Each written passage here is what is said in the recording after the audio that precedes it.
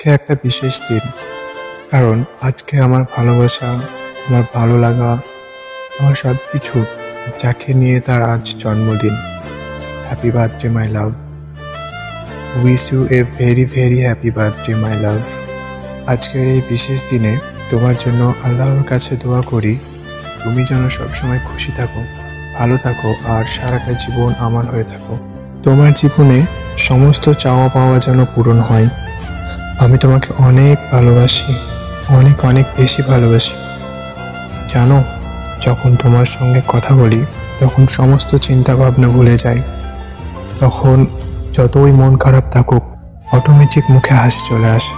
যখন তোমার ওই হাতটা আমার এই হাতে থাকে, তখন মনে হয় পৃথিবীর সব কিছুই যেন আমার কাছে আছে।